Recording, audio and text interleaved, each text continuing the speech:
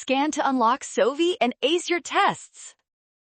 Projectiles can be tricky, but we will solve this energy problem in seconds. Let's find the kinetic and potential energy functions for this falling block. First, we need the velocity components. The horizontal speed stays constant at v0, while the vertical speed increases by gt. We combine these using the Pythagorean theorem for total speed. Now plug that total speed into the kinetic energy formula. Squaring the velocity gives us v0 squared plus g squared t squared. This matches the kinetic energy expression seen in option D. Potential energy depends on height. Since the block falls, subtract the distance dropped from the initial height. This confirms that option D is correct.